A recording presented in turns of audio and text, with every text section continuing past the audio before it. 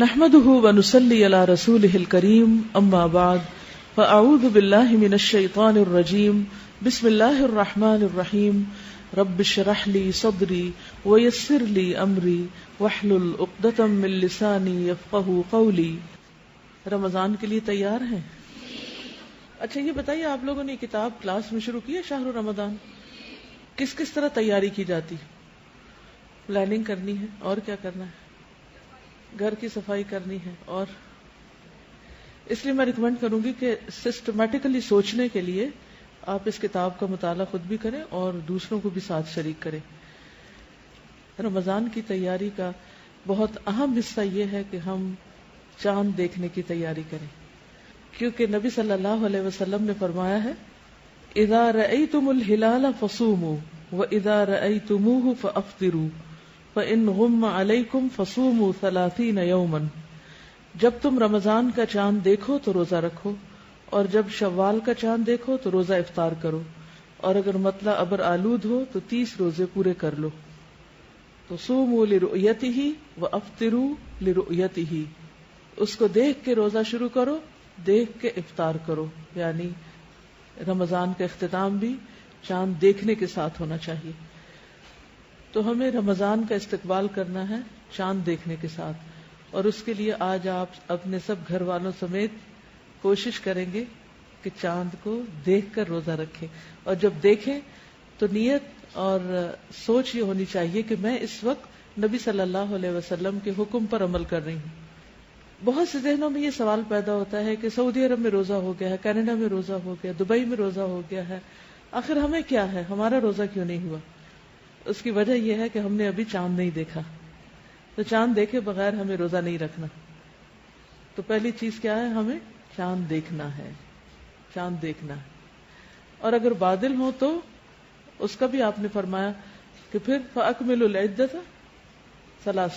30 کی گنتی پوری کر لو. ٹھیک ہے، 30 کی گنتی پوری کر لو، یعنی شعبان کے 30 دن کر لو. تو ہمارا 30واں دن شروع ہو چکا ہے. تو اب اس کے بعد 31واں کوئی نہیں ہے. تو کل ویسے تو روزہ ہوگا ہی، تو اس کو فار گرانٹیڈ نہیں لیں کہ کل روزہ ہے تو روزہ رکھ لیں گے، سب رکھ رہے ہیں ہم بھی رکھ لیں گے. تو اس کو سنت کے مطابق شروع کریں. اس کی کیا وجہ ہوتی ہے کہ سعودی عرب میں چاند نظر آ جاتا ہے اور ہمارا نظر نہیں آتا؟ ٹائم زون کا فرق ہونے کے علاوہ آپ دیکھیے کہ چاند کب دکھتا ہے؟ جب سورج ہوتا ہے یا نہیں ہوتا؟ نہیں ہوتا. سعودی عرب میں سورج ہم سے 2 گھنٹے بعد غروب ہوتا ہے. یہ معلوم ہے نا آپ کو؟ یعنی 2 آورز کا ڈفرنس ہے، ٹائم ڈفرنس. تو 2 گھنٹے پہلے، یعنی اس وقت اگر 7:15 بجے سورج غروب ہو رہا ہے تو ہمیں 5:15 بجے چاند دیکھ لینا چاہیے. نظر آئے گا؟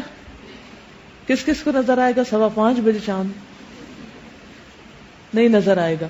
لیکن بائی دا ٹائم چاند سعودی عرب تک پہنچے گا تو وہاں کیا ہو چکا ہوگا؟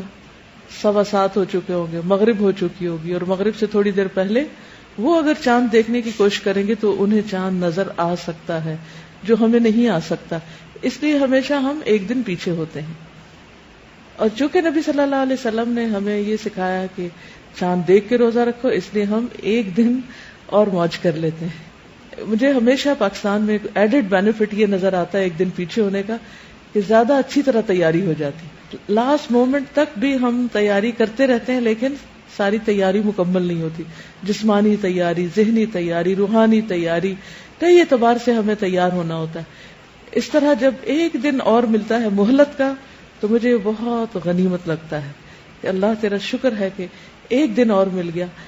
پھر سوچتی ہوں کہ کیا موت کے وقت بھی 1 گھنٹہ 1 دن اور ملے گا کہ مزید کچھ کر سکوں؟ تو اس کے لیے مجھے آج ہی کچھ کرنا ہے. اور رمضان کا مہینہ تو نیکیوں کا موسم بہار ہے، اس لیے زیادہ سے زیادہ اپنے بیگ پیک کرنے ہیں. دیکھیں جب آپ دنیا میں کسی سفر کے لیے روانہ ہوتے ہیں تو عموماً کیا ہوتا ہے، آپ ایک محدود سامان ساتھ لے جا سکتے ہیں. مختلف فلائٹس پر 20 kgs 25 kgs 30 kgs کی اجازت ہوتی. کچھ فلائٹس پر 2 بیگ لے جانے کی اجازت ہوتی، کچھ پر اسٹرکٹلی صرف 1 بیگ لے جا سکتے ہیں. اب اگر آپ 2 مہینے کے لیے ٹریول کر رہے ہیں تو 1 بیگ میں کیا کچھ لے کے جا سکتے ہیں؟ کتنا کچھ؟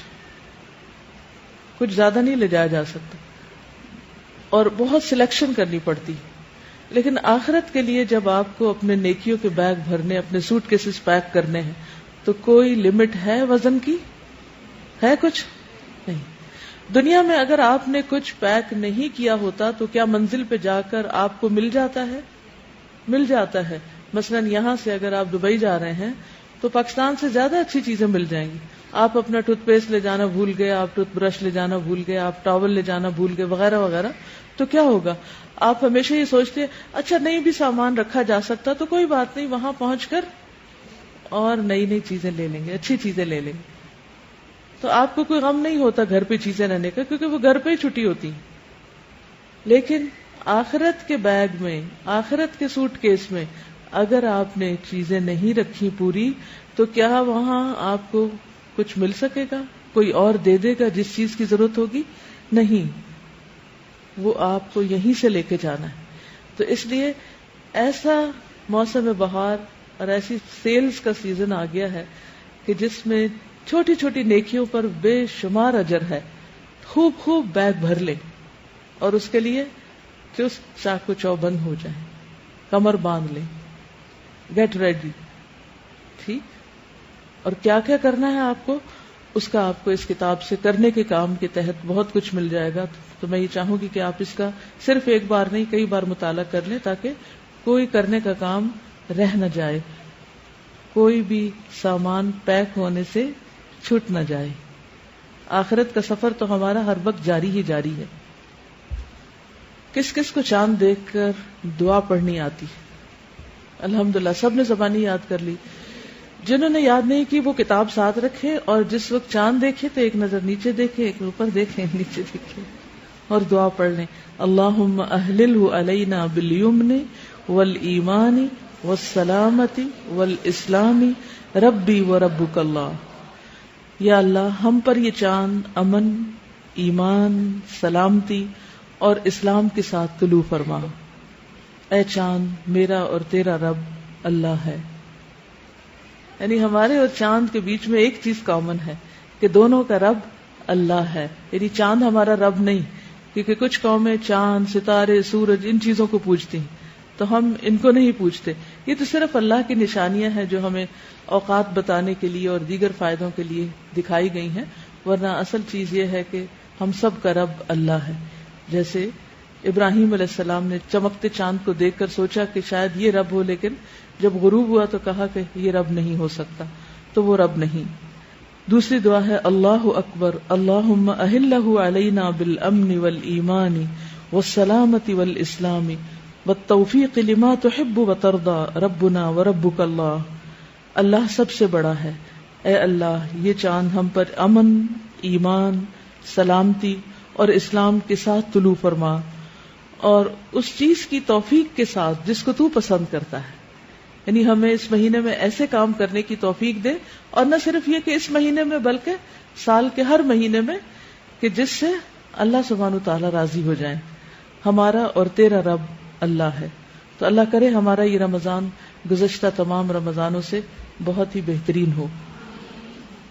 ایک بات پچھلی بات کے حوالے سے، جہاں ہمیں رمضان کی آمد کی خوشی ہونی چاہیے اور رمضان میں اپنے ایمان کی تجدید ہونی چاہیے، کیونکہ دعاؤں میں بھی یہی چیز ہے، لیکن یہ سب کچھ صرف رمضان تک ہی نہیں رہ جانا چاہیے.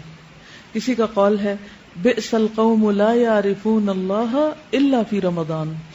کتنے برے ہیں وہ لوگ جو اللہ کو صرف رمضان میں پہچانتے ہیں، اللہ کی طرف صرف رمضان میں رغبت کرتے ہیں. تو ہمیں سارا سال رمضان کی طرح اللہ سبحانہ وتعالیٰ کی طرف رجوع کرتے رہنا ہے. ٹھیک ہے.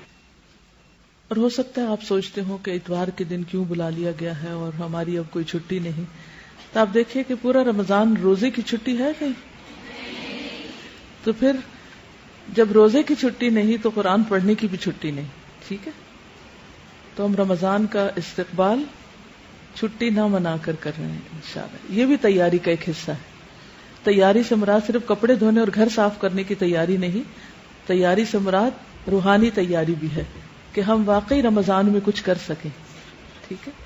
وآخر دعوانا ان الحمد للہ رب العالمین. السلام علیکم ورحمۃ اللہ وبرکاتہ.